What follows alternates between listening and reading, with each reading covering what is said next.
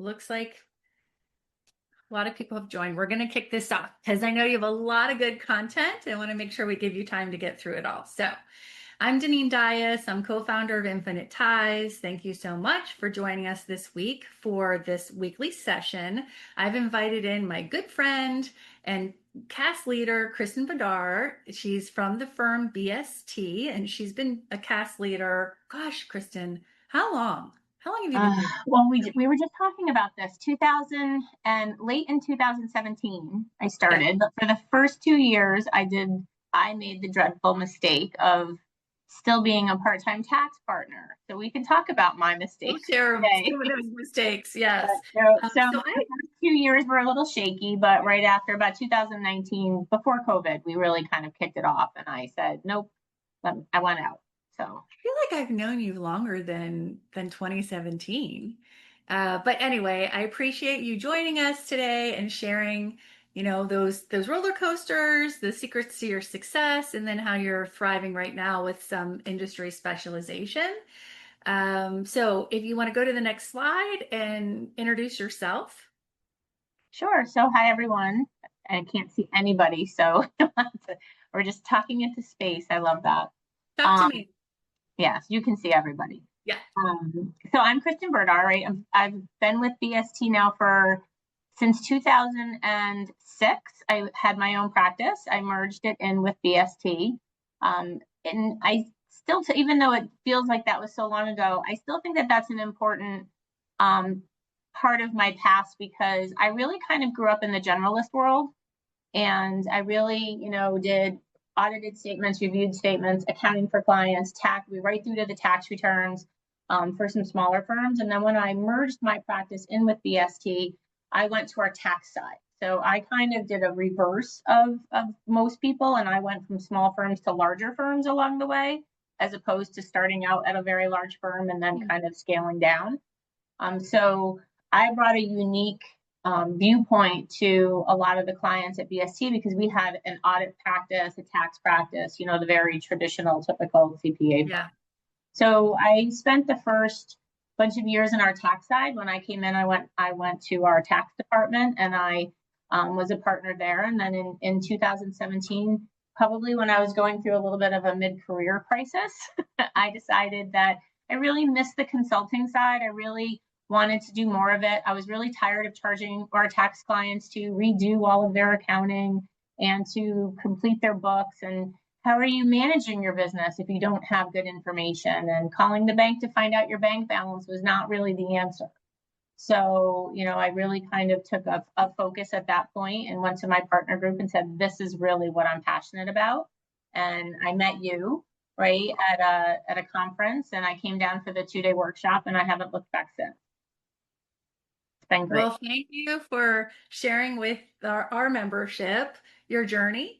And I think it is important to share kind of your background to also say, like, personally, I think BST is lucky to have you because you've been very passionate and very clear. This is what I want to do. And you've pushed through some of the pain points Yeah. that some of our members are experiencing right now. And so seeing like what your journey and what you've gone through to get here, but then to say, okay, if you push through, here's what this new place looks like. Right.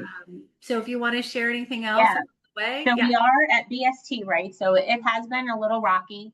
I will say this, I've always felt, right? And I've always had the support of my partners. They didn't always understand what I was doing, but they did support me for the most part, right? So with everything, we're still learning, right? How am I changing the metrics? And now that it's got momentum, I'm actually sharing and the firm is adapting to some of the ways that I, run outsourcing. But at BST, right, we've actually grown outsourcing is now almost a full third of our firm, right? So will be just about maybe 6.5 million this year in revenues. We also have a CMO for hire, like a strategic marketing division. We have an HR division that we call talent strategies. We also offer some cybersecurity consulting. We have a relationship with a person that does a lot of cybersecurity consulting. And we also do that. Our outsourcing in our CAS world is anything from AP all the way up to temporary CFO placements. So we have a breadth of services that we are offering. And part of that was what I started with, which was our virtual accounting strip. And it was primarily a Sage Intacct consulting strip. We then merged in a BPO and purchased a BPO practice locally that had a really great name, but offered, accounting services and bookkeeping services. And it was very, very traditional. Like Monday they went somewhere, Tuesday they went somewhere, and it was mostly QuickBooks Desktop back then, which is, so now they've converted most of their accounts, and now we're in the process, or we actually have merged our departments together. So now we have our strategic, client advisory and accounting solutions. Well, I feel like your firm, while small and you're in small town upstate New York, Small town you're Albany, progressive. New York. You have shifted. Yeah, Yeah. go ahead. No, just saying we've been, up in Albany, New York. I don't have 100 of anything or even 50 of any, probably not even 25 of anything locally, right? So you do need to adapt and find ways to outsmart the geographic locations. Which is where you can go to the next slide. I think you've really thrived with the industry specialization. Yeah. So my first client ever in outsourcing was a Benjamin Moore dealer, right? So they are a franchise of Benjamin Moore, not necessarily in the true franchise manner. They are privately owned, so they don't pay franchise fees. They just have relationships with Ben Moore. But when you offer that industry specialization and you're able to grow that, your firm, right? You can now get higher values for your services. You have that expertise that commands trust and respect from clients because you've proven it. So you shorten the learning curve on onboarding new clients.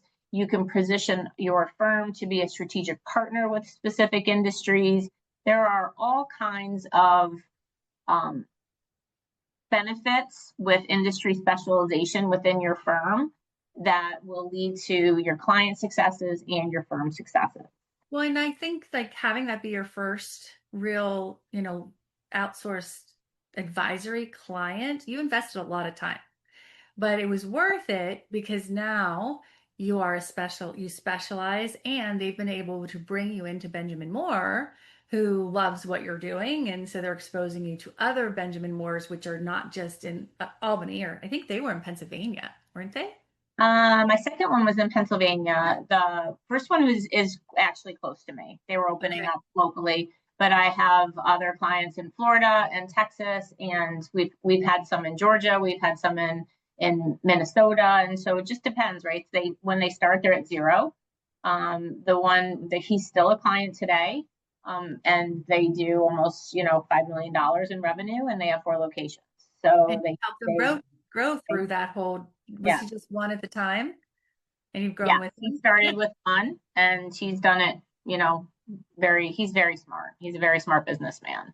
Good. Well, let's look at the next slide, and yeah, this is perfect. Right. So client expectations in all of the surveys that you hear from the AICPA and all of the reading that I do and everything, what do clients want today from their accountants? They're all looking for proactive industry insights, right? They all want us to be the expert, to be able to help them. They want us to tell them something different that they can't Google, right? They can't use AI to go find an answer, and they don't actually understand what it means, even if they could go Google it. So they need us to be able to talk to them in, plain language, right? Not in tax code, not in IRS code, but we need to be able to have that dialect and that conversation and be able to offer them those industry specific insights. They're looking for benchmarks, right? How do I compare to my competitors? How do I compare to other companies that are like me? And so being able to be an expert and being in those trade groups and those industry groups so that you can kind of, accumulate that knowledge and be able to gather some of those data insights. Subscribing to certain publications that offer that helps as well until you can get enough of your own clients. And then they also want a solution that's scalable, right? When he opens a new location, right, we can scale up and offer some additional services, and then we can scale back down, right, when things are running smoothly. So anytime they go through a transaction, we can scale up our services to them. They don't necessarily need to hire another person and then have a person that's overstaffed. So we also can give them a controller when they need a controller, or we can scale that back to an accountant with our AP people. So those solutions that are scalable to help anticipate where their growth and where their needs are going to be is crucial for clients. Great. We're gonna dig into some real examples and some next slides. Okay. So, right, the benefits to the clients that we just kind of talked about, right, are higher satisfaction and client retention. You know, that thought leadership credibility, right? Be the expert and hold yourself out as the expert. Publish articles on LinkedIn, publish articles on your website, have case studies, do certain things, right? That show that you're the thought leader and that you are the person, right? And then ask for testimonials, right? Ask for referrals. And then, you know, you also have a premium pricing opportunity for the firm. When you're the expert, people come to you and people will, you know, be willing to pay for your insights and your expertise. And if you can get to a point where you can rinse and repeat because you are now the expert and you know what's there, that's really, that's pretty special, right? That you can. You shared with me a Benjamin Moore case study. Do you want to, and then also some of your thinking around pricing or what your marketing slick is. Do you want to share that now or do you want to wait to the next slide? We can wait to the next slide. I think we have the dashboard, right, coming up too, when we talk about being an expert, right? And so one of the things that I've been able to do with Ben Moore's, especially in being that expert and having higher satisfaction, like better retention, is when we have these management meetings, we share, right? We create custom dashboards and Intact for some of our clients. We also have some clients in QBO. We've layered that with Fathom. I didn't do a slide for Fathom. I think probably a lot of people utilize something similar, but the reason I chose Fathom in addition to Intact is because Fathom allows for statistical accounts. I think anytime you can give a client a dashboard that includes anything statistical and not just financial, that adds a different level of value, right? So in our Benjamin Moore world, gallons of paint per employee is a hiring metric. So when they get to so many gallons of paint per employee, they know they need to hire another person because they can't manufacture paint fast enough, or they can't mix it fast enough for all the different colors. So, you know, so the gallons of paint sold by employee or gallons of paint per employee and the employee head count is important for them. Inventory turnovers, obviously, they can get some of this information from their POS system, but we also kind of put it all in one spot and bring it all in so that they can go to one different dashboard or like one dashboard and have all of the information there. The other nice thing like about Intact and why I chose that is because I can create account groups. I can put loan covenants, right, for banks. I can do so they can see where they stand with the bank all the time. Those are those higher value, right? We're not just waiting until the end of the year and going, hey, by the way, you don't meet your covenant, right? Now let's figure it out and figure out what we can change, right? We know exactly where things stand during the year. We know if they're opening a location that, you know, I can call the bank and start conversations on, hey, we need to increase our credit line because we're opening another location. Based on the prior 3 locations, we know exactly what it's going to cost. We know what the overhead is going to look like. We know kind of how long it's going to take. If it's in so many miles, then they might be stealing sales from another location, right?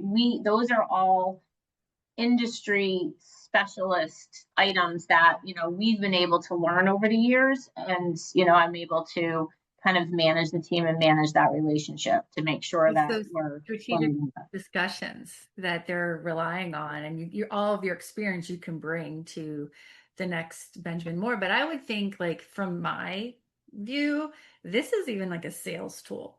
Can imagine if you walk into a prospective Benjamin Moore and say, this is what my clients get when I work with them, and they see this dashboard, they might be like, wow, I want this. I need this. Have you used this as a sales tool for future? We have, because one of the owners is very open with all of his information, and he lets me just use his Intact instance as like for sales. Like he doesn't care. He's just like, hey, show him whatever. So and he actually does a lot of consulting with Benjamin Moore itself. So when they're trying to bring on a new location, or they're soliciting a new owner for a different, to open a new store somewhere in their NEP program, their entrepreneurs program, they will actually fly in and meet with my client and, be able to talk to them about, how they got to be where they are. And that usually involves my name somewhere along the way, or BST, I should say BST's name somewhere along the way. Great. So it's been a very special relationship. That's great. And, when I have those meetings with clients, or my staff or my controllers have those meetings, it's not always me, right? So when the controllers have those meetings, we do, right, try to showcase that industry specialization, right? We obviously review the very traditional, I just realized I have a typo, my apologies. The review of traditional financial statements, including the P&L. We include a P&L by month and, for comparison purposes, so they can see every month how things are laid out. We also include P&L by locations. We then, kind of have 4 different areas. And I say, if there's any issues that they want to talk about, what do they have going on in their business? Do they, are their employees kind of performing? Do they have hiring issues? And then we always end the meeting on something strategic, right? And I try to kind of lay out, at least by quarter, what a strategic item might be, right? So obviously heading into the fourth quarter towards year end, for those December year ends, we're starting to talk about budgets, right? What are your budgets for next year? How are we finishing out this year? What is it going to look like? Are we going to expand next year? Should we be looking at credit lines? Should we be looking at tax payments? Should we be buying equipment to save on some taxes? So should we try to incorporate our year-end strategic with budgeting for next year along with tax planning for this year? And then in the first quarter, we focus on getting through the slow season, depending on where the client's located. Obviously in upstate, there's a pretty big slow season. Nobody can paint a house, right, in the middle of January, so, or a deck or anything. But down south, right, that's a booming season for them because it's a little bit cooler. It's not August. So you kind of learn, right? Not only do you have seasonality within that industry, but it's different seasons for different areas. Good. So yeah, so we always, like I said, we always try to end a meeting. I'll go to this slide. We always try to say, the meeting the client expectations requires, pretty much us to have a monthly or at least a quarterly meeting with them. You can't be performing advisory if you're not in front of them. You can't learn their business. You can't understand what's going on unless you're actually having that recurring conversation with them. And then, the management meetings obviously consist of discussing the P&Ls and strategic topics, but we always end the meeting with a plan of action, like something that we're moving forward with. Well, and I'd love for you to give an example. So can you give a client example of, something that came up during the P&L discussion, and then how you had a strategic discussion? Like, what comes to mind? Yeah. So when we sit down, right, I usually have breakfast with this client, but we sit down at breakfast, we review the P&Ls together. We found, and for all of these clients, right, they all have a POS system and they all receive their own inventory. They're all in charge of certain areas of the accounting function. It's not like we're doing 100% of it. But we sat down and I said to them, like, hey, we really need to review some things because there's a couple metrics that are out of whack for us, right? But they're all imports from the POS system. So we need to kind of go back, and maybe you need to go back and dig into some things. So what we found was that, we were able to bring to his attention that the cost of sales seemed, obvious all of a sudden a little bit higher than it normally had been they usually hover around, like, we try to get a gross margin of say 43-44%. So, their costs were a little bit high in the last 2 months. And what it ended up being was that they had a new person receiving inventory, and he had received inventory wrong. And he was receiving some inventory accidentally into a code that was really for mistint. So it was hitting the P&L, and our inventory numbers were a little bit off. So we were able to kind of sit down with him and say, hey, let's look at these certain areas on their P&L. We dove into them. We were able to bring that to his attention. He rectified, because, it could also be theft, right? It could be somebody walking out the door with paint going, oh, I mistinted this and I'm going to take it home. So we brought that to his attention. It was all good. But, we just need to make sure that we're staying on top of those imports, right? And just because we're not responsible for the keying in of things doesn't mean Right. that we should just rely on where it's going, right? We need to question it. We need to know where it's going. So being that industry expert and knowing what are their margins, right? Yeah. What should they be? How do they compare to the rest of the industry? Are they, when we talk about like, well, you need to be profitable by year 3, right? Well, what does that sales number look like? What is your break even point? So we do talk about that on a per location basis as well. And how is location 4 going, right? They're almost there. And are they within that, are they within that timeline? And can we start now filtering down the line of credit, right? We've been paying the line of credit down because they've been having more and more sales. So, And when's the right time to open 5? And right, what is what's that? the right Yeah. time Okay. for 5? Where does that location? How much Right. how much travel do you want in between, right? They also, so it's definitely more consulting, and it's definitely more valuable to them. Totally. And it makes it more fun for us because now we're the expert, Mm-hmm. right? I've said too to other people, think about how much easier your life would be if you didn't have to master, 5 different industries and nonprofits and governments. And Yeah. part of us, that are in the CPA world, that we love doing something different every day. That's kind of probably why I've been here for 30 plus years. But at the same time, there becomes a point where you could be, a jack of all trades and master of none. And then you're always kind of chasing that, and you're never really able to be that trusted, that really big trusted advisor that can really bring that true value to them. And you're really showing how when you spend the time and you specialize, your future clients in that industry benefit from all the time you've spent, all the learning you've had, all the conversations you've had. And I do think most CAS teams are starting to get to that specialization. I talk to a lot of firms, that's the goal, but it's hard getting there because oftentimes your partners are sending you different leads. And do you say no to the things that you're not an expert at? And so I think like what you're giving is a great example of somewhere where you've really doubled down and you're benefiting from that. But you've also shared with me that you're trying to build your next vertical, right? And you're not quite there yet with some other verticals, but as you grow, you are starting to get there as well. Right. And we also, right, so we talked in the beginning about how we were merging our 2 strips together, right? Yeah. I was fortunate actually to have that other strip because we really kept them instead of just like merging them in and making them one right at the beginning. We really ran them separate, and we had different service models. So I was able to say no to some clients. I was able to focus on some industries and grow a little slower, like at the pace I Specialize. wanted to be able to create that industry specialization because I could take those referrals and send them off to the other department, Mhm. right? And so because they really were generalists, right? They were very software agnostic at the time. They were really that you know, bookkeeping business, right? Where you got a box, or you got clients had a problem, you went out to the client and you figured out how to fix it, right?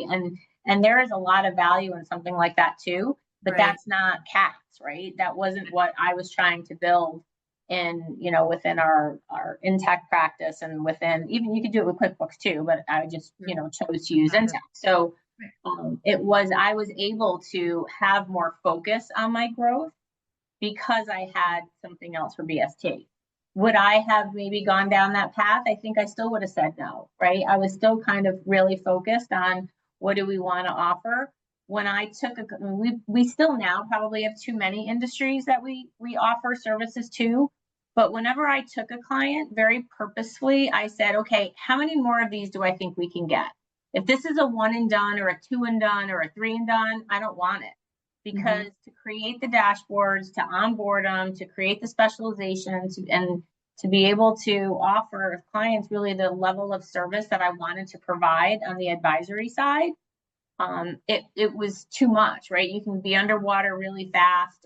That's what And we so I was really trying to say, okay, I'm willing to throw a piece of spaghetti on the wall and see if it sticks, but only if I have an opportunity for like 10, 15, or 10 Then, or 15 more of them, right? yeah, I can then rinse and repeat, that's right. learn from it, right? I can bring a Ben Moore location on, I can onboard them in 4 hours or less right now, Amazing. right? And we know what, when we're looking at it, I kind of know what's going to happen. Right. And the team is getting better at it, right? And so, but I can't do that, say, with, a cleaning company, or I can't do that with, a Dentist. nonprofit that has 12 different funding sources. And Mm, those are great. And we have those, and we have a big nonprofit team and a big government team, but they're building those out, right? That's not, it's not their implementation and the lead in time, the assessment for those clients is much more important, right? We have to figure out where everything's coming takes from. longer. Yeah. Yeah. You haven't created that standardization and templating, which I think is your next slide. It is. So, the steps to try to implement something like the standardization and the industry focus, right? Create templates wherever you can. We have a template in Sage Intacct. So when we onboard, they all have the standard chart of accounts. We also have a standard chart of accounts for QBO, right? Depending on what they're using. So wherever you can create templates, create a playbook, right? Create dashboards, and they'll all carry over. So, really identify that industry that you want to focus on, and then, train your team. If it's construction, send them to construction conferences. If there are trade groups, like try to join your trade groups as an affiliated member. If there are ways, articles, journals, like anything that you can join and participate in to start showcasing your firm as that expert in that industry will help you to create that expertise, will help showcase your expertise. Brand. The known brand is the person who knows this space, which you've done with Benjamin Moore. I know you've gone to their trade shows, and the owners are introducing you to other owners. They are, and actually the home office invited me out to Chicago to speak to other NEPs. They were having an industry group. I ran a session on their financial metrics and their finances. So, that allows me to be in front of all of those other members that are there, right? And talk to them about, how are you guys doing this, right? And how are you making your decisions every day? And then, right, so, and showcase your expertise, right? Write case studies. They don't have to be elaborate. We use a 1-page template for our case studies. And I know, Danin, you want me to show this, and I'm gonna. Yes, please show the color eyes. She shared with me that she has a case study on one of the Benjamin Moore. So I think it'd be great to share. Can you see that? You need to move up. Here we go. Yeah. Okay. So this is our case study on Ben Moore, and I need to kind of rebrand it for the new consolidated group. But what's your new name? Not Virtual Accounting Solutions. What are you evolving to? We're evolving into the BST Consulting Group. Consulting Group. So we're in the process of working on all of that right now. So it hasn't necessarily been announced yet, but it's a consulting group. Okay. But share this case study. I think this is really great. All right. So we talked to, right, we were a couple of years, we were like maybe a year in when I wrote this. So, or maybe 2 years in. And, we talked to him about, how many hours a month were you spending doing your accounting? And how many hours do you think we saved you? How many, like, I should probably, increase the 15,000 now, because that was how many years ago, right? We all know we can't hire an accountant for $15,000, even a part-time one. So, we can update these for the standard, the cost of living adjustments. But, we talked about, what were your needs? Like, they were looking for financial visibility. There were 2 partners originally in that company. So it was also about having some visibility between the 2 partners, and one handled operations, one handled sales. So, I mean, we all know when you have somebody that's working in the business feeling like they're doing everything, and you have somebody else that's out there schmoozing everybody, spending the money, you want to make sure that there's a little bit of a balance in there. So I even have like the authority to approve expenses and expensify for them, right? So they wanted anything over, say, $5,000 or $10,000, right? I had to go in and approve it so that the other one knew that somebody else was looking at it. So, I even put stopgaps in there for that. But we talk about, like, what are their challenges? How are they going to grow? We talked about the solution we brought to the table. And then we talk about the results that we brought. And then we have just kind of like a little bulleted showcase on the side. So, this gets sent. This is part of the package for all of the NEPs that go out, that we have for the new entrepreneur program. And then in the back, because we know how long things are going to take. Now, again, this is a little bit older, so prices have gone up, but we have a show, no, grow package I for love them. it. And we know kind of exactly what things are going to take. As long as they follow our processes, we'll follow the pricing. They can pick and choose and add things to different columns if they want. We just adjust the pricing, right? But it's a place for us to start having a conversation. They also have no history, right? So these are brand new companies. So the implementation piece is a lot easier. If a Benjamin Moore comes in and they're already an existing business and they're profitable and they're mature, we're not following this pricing structure. We're probably doing something different. And this is for a one location, right? So if they open a second location, the pricing's really going to almost double because we give them a discount on the first one and then we make it up with the second one. And just because they have a second location, there's not a ton, right? We do receiving by location. We do everything by location. So it really is almost a whole nother set of books. So we will, double the price. And now you can very quickly get to a $5,000, $6,000, $7,000 a month client. And if you're offering that expertise, then they don't leave you when they open more locations. This is great. I like the bronze, silver, gold, but I really love the show versus the no versus the grow. This is catchy. I think it's really nice. Well done. Thank you. Thank you for sharing. Did I stopped the slideshow, right? Yeah, it's just purple. Okay. Okay. Are we back? Perfect. So we talked about the case study and wrong way. It's going the wrong way. This way. So are there other, so we talked about the key the steps to implement. Sorry, I was looking at the next one. Just real quick question here. This is Michelle. Hi, Michelle. I think right now, there's all these buzzwords about, creating industry niches and talk about the timeline. What does it really take to become the expert? I think a lot of firms jump into it and think, okay, in a couple months, we have all of these clients. And I think that's the confusion, right? Just because you have the clients doesn't mean you have the expertise yet. So what's a realistic time frame where you felt like you were really had that industry niche and had the expertise in that industry? How long did this take you?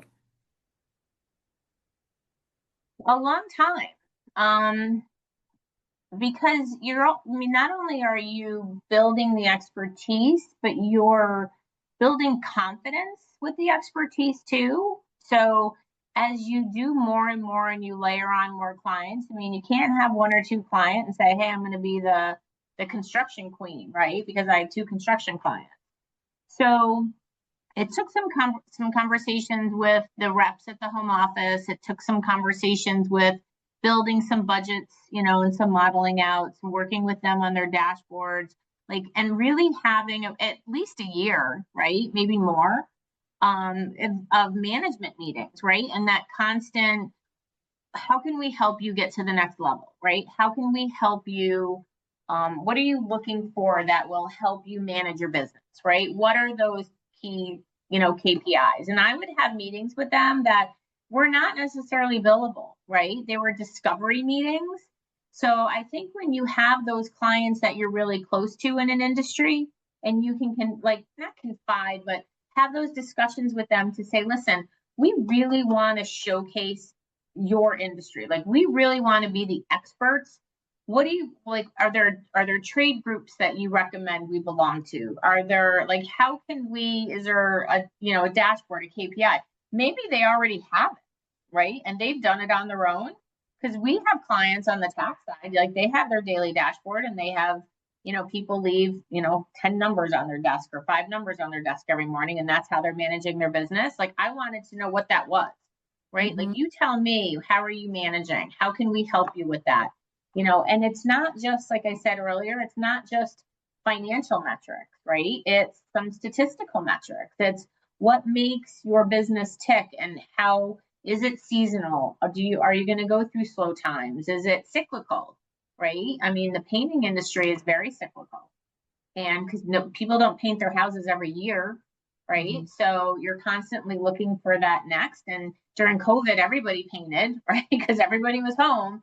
And then a couple of years later, right, the sales all kind of dropped off, maybe a little bit more than they should have in a normal cycle, because people, escalated. So it's really kind of getting to that comfort level and that point where you can anticipate the questions that the clients are going to ask you before they ask you those questions.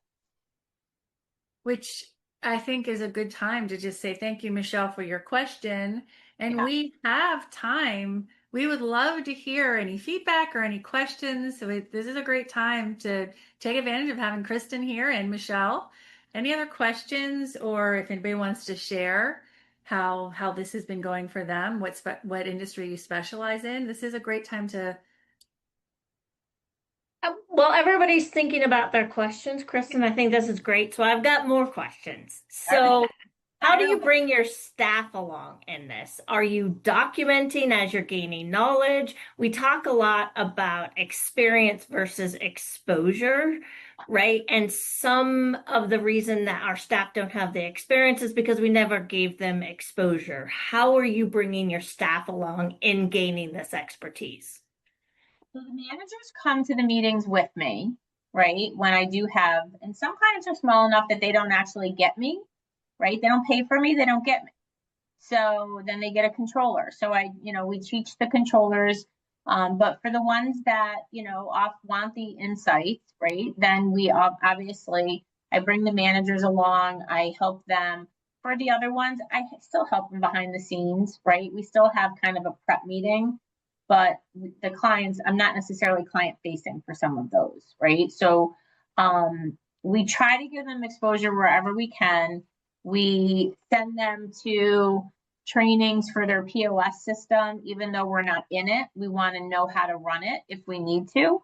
So we're constantly trying to standardize, document, bring them into meetings, have them in on Zoom calls if it's a Zoom call because they're in a different state. But it takes effort. It takes a lot of training. We value bill, right? So there are some months that are great and there are some training months, and we use these clients a lot of times for training as well. So, in full disclosure, some of their margins are not so good, right? But you have to look at, well, what's the purpose of the client? And some of them are great, right? Just depends on the staff that we have working on it. But we try as a firm, we have a really robust internship program. We try as a firm to really give people that exposure, kind of inbred in our mindset. What else, Michelle? If anybody wants to come off mute and ask a question, you can, or you can chat. You can put the question in chat. So how do you decide who gets to go to what networking events, what, conferences? I know you can't, it's just not cost effective to bring everybody to everything. At what level, and how do you decide who gets to start building that industry network? It's usually a manager or above, right? So, and what we have is we have pretty defined for-profit, nonprofit teams, right? And then within our for-profit, we have, some medical groups, some retail, some, other industries. And then on the non-for-profit side, we have foundations, associations, things like that. So our non-for-profit managers are really people that have always worked in nonprofit. And we try to do that. We have a few that might have one or two crossovers, but those are more like the people like me that came up as generalists and can do that. We find with the newer managers, if you can take the terminology and the stress away of having to learn everything, when they get to that point of being a manager, then they kind of have a bigger love for one side or the other. So we don't necessarily say at a manager, we want you to focus on just retail. Like, again, we're in Albany. People can't just have one, right? We all work in multiple industry groups, but they're primarily for-profit or nonprofit.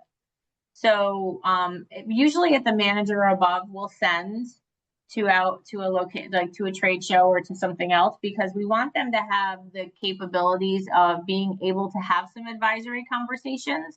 That tends to woo them in faster. So even though it costs more to send a manager or me or a partner along the way, we find that the turnaround is usually less with trying to, as long as we vetted the trade show and we have the right people there.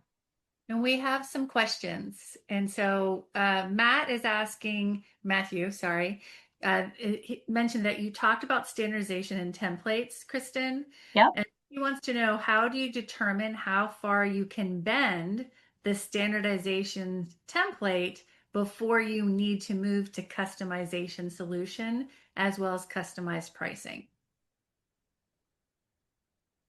It usually depends on how mature the company is, right? So the standardization for some of the Ben Moores, it's easier if they're already on the standard chart of accounts, right? So if they're a brand new business, we give them the standard chart of accounts, and that makes it easy. If it's a company that is adding new locations and they're already been in this world of Ben Moore at one point changed their chart of accounts. It wasn't always what it is now. We try to map it, and then we will charge on an implementation to kind of convert them over to our standardized plan. But if there's something that they really need that's special, we just kind of, I don't want to say we wing it, because we don't really wing it, but I kind of just know, right? Like once you become the expert and you know what we're doing, then you kind of know when something's out of the realm, right? If they want to pay something twice a week, or they want a daily import instead of a weekly import, right? Well, we kind of know what that's going to be, and then we just charge for it.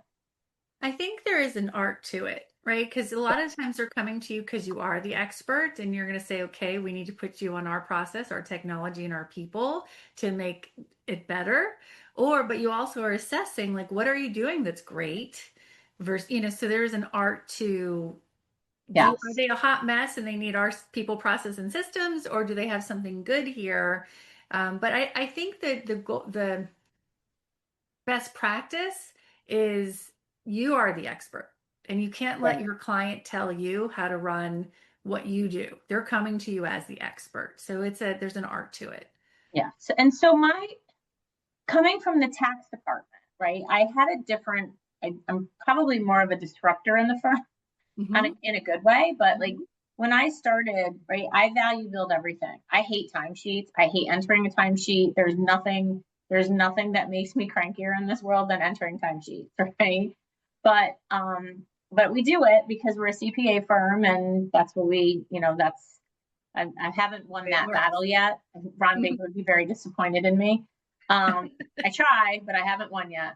So I've always value build. And, in the beginning, there are some I completely lost my shirt on. And then there are others that I was like, wow, we did really well. That was usually the second or third one in an industry, or something comparable, right? Like as we got better at implementing software, it got faster, it got more, we kind of knew, right? We learned from it. But when prospects came to me on the tax side and said, hey, I need help with you filing my corporate taxes, right? We would say, great, and we would give them a price, right? Nobody followed that up with, but what tax software are you using at your firm to prepare my tax return, right? Right. So when clients came to me on outsourcing, or when prospects came to me and with their problems and their issues and things that we needed to help solve for them, like they weren't getting their information timely, their audits were a mess, they were, whatever, the sale is, we're going to give you the tools you need to run your business. So how we provide those tools to you, or how we're like getting to that point and trying to make it easier and give them the information they need, whether it's a chart, a graph, a financial statement, or whatever piece of software that comes from, it's up to us to be efficient with that. Yeah. So if we want to use an offshoring, or if we want to provide, convert them to Intact because it makes our team less stressed when they only have to know QuickBooks and Intact, as opposed to QuickBooks, NetSuite, Xero, Intact, and all the other gazillion, all the other Dynamics software that's out there. That creates stress and anxiety within the staff. And it also delays the process of us learning and really becoming an expert. Mm-hmm. But I do envision, right, we're not there yet with all of our verticals. I do envision the vertical having the say in what the technology deck will be, mm-hmm. right? Like, it's not, I would love to say Sage Interact across the firm, right? And probably to a certain size that will happen because my staff love it.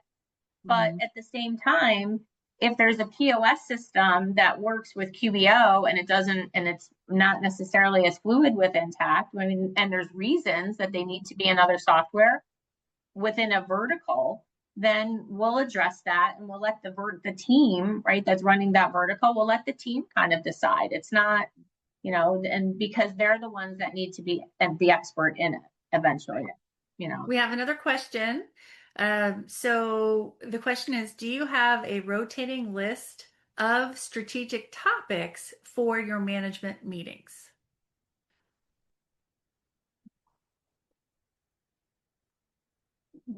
Kind of.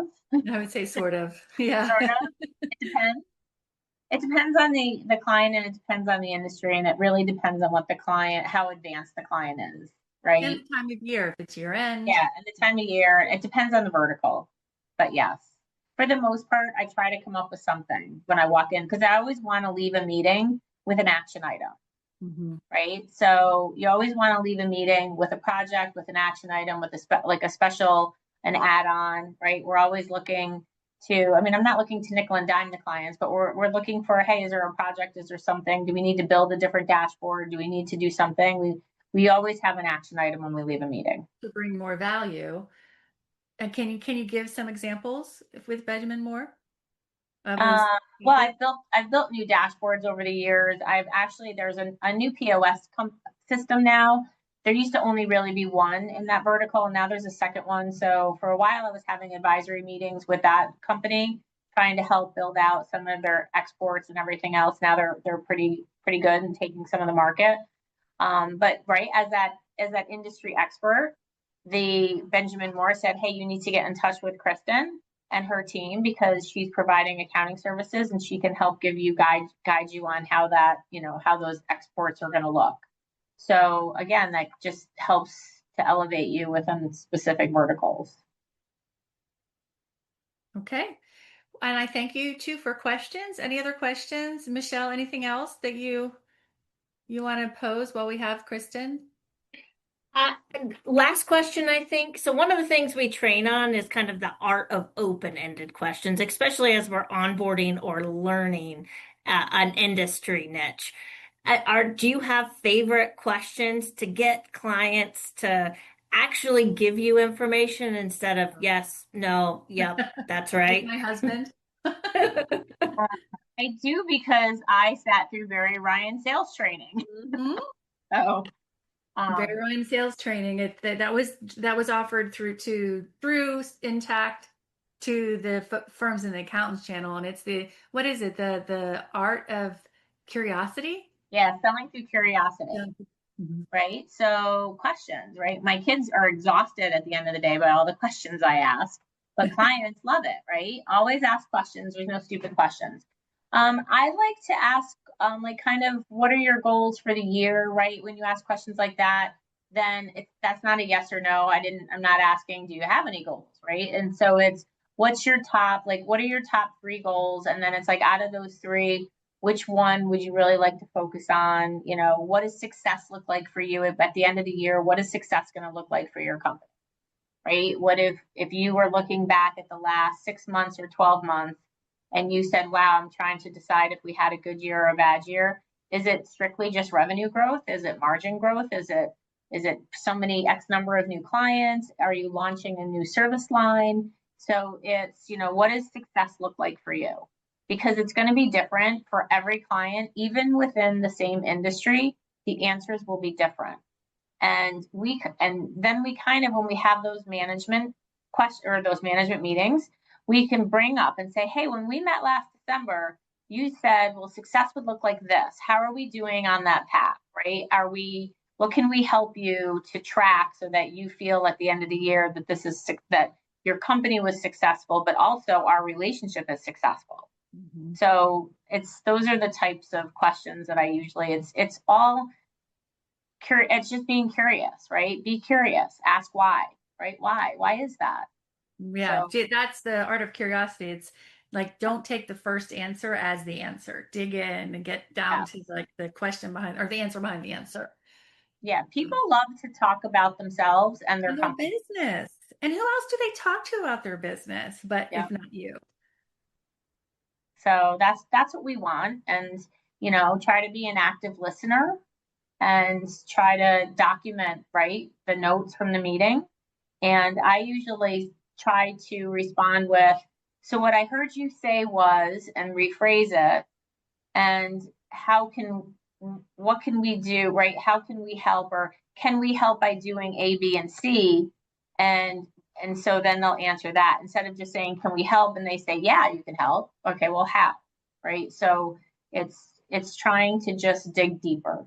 Yeah, but I think you can say, I heard you say you needed this, and so I believe this is the great solution. Will that work for you? And till you get there, I think it's great. Well, I thank you for the questions. I thank everybody for your time. I think this is the best last slide to just kind of say what we hope everyone, takes away are these 3 key things. You Do you want to talk about them? Oh, the elevating? Yeah. So, I think our takeaways are, right, specialization is going to help you expedite trust with clients, right? And in the world of remote services, it's really important to build trust. You're not always sitting across the desk with them. And if you are the expert in a vertical, that will help you build trust faster, more from a remote standpoint, because you don't have that face-to-face interaction. Advisory drives value, right? So if you can be an expert and you're providing advisory services, that will help you drive value within your firm. And the collaboration with your clients will help your clients grow, which in turn will help your department grow. Which is a curiosity. And Kristen, your last slide, you share with how folks can reach out and connect with you if they want to talk with you, or.